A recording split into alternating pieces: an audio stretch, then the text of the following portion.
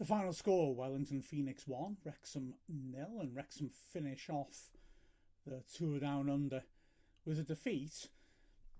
Like I said after the game in Sydney, though, I mean, it's not how the results go, it's how the team prepares for the next season. And this is fairly satisfactory, though nobody wants to lose, and I'm sure that the players will feel really frustrated. The goal coming in the second half, an error by Arthur Okonkwo, low cross was his, but he dropped it. And a young substitute, Luke Flowerdew, was able to tap it into the empty net. But in all honesty, Knicks didn't really threaten very much. Apart from that, the very few chances that they created, Wrexham made chances but didn't take them. And the first half, Wrexham were the better side, but yeah, maybe those chances weren't so obvious. We played in a different shape, which is really interesting, lining up at the box midfield, something Phil Parkinson hasn't been doing, despite using the back three throughout his reign at Wrexham, with Lee and Ashfield wide. And it certainly, I think, addressed a vulnerability we showed in the second game on the transition. And it certainly meant that when we defended, it was very hard to get through the middle of our team. So because of that, Wellington really struggled when they did have possession. But Wrexham had most of the possession, most of the pressure. Didn't really work the keeper enough, I think, in the first half, in all honesty. A couple of half chances. Ashfield had a decent opportunity when his touch was too heavy in the penalty area and the ball got away from him.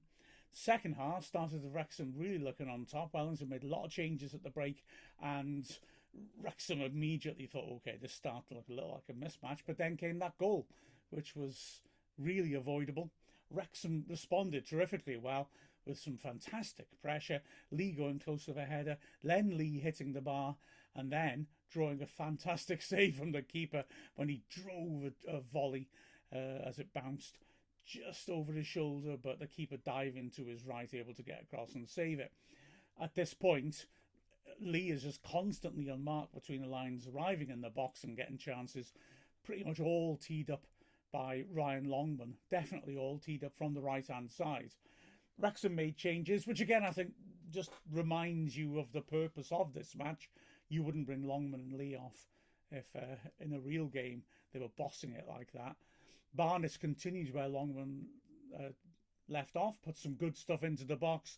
Farl and Palmer were now the players in the middle. It was Farl who was getting on the end of it, and he just wasn't able to work the new keeper with his headers. Wrexham showing lots of energy, looking a better side. Maybe it pieced out a little bit at the very end. So frustration for Wrexham in terms of the outcome, but interesting to see a new shape, interesting to see promising performances by the likes of Longman and Barnett down the right-hand side. George Evans has some nice touches in midfield when he came on. Interesting to see that, like I said, the box midfield and how exactly it worked. And Harry Ashfield was certainly lively in that right-sided attacking midfield position. But ultimately, yeah, okay, we come back now. Successful trip down under, and we've got another couple of weeks left to prepare for the serious stuff in the Championship. The full analysis podcast, the Final Whistle podcast, will be coming up later on today. But with the final score of Wellington Phoenix 1, Wrexham 0, I'm Mark Griffiths from Wrexham AFC.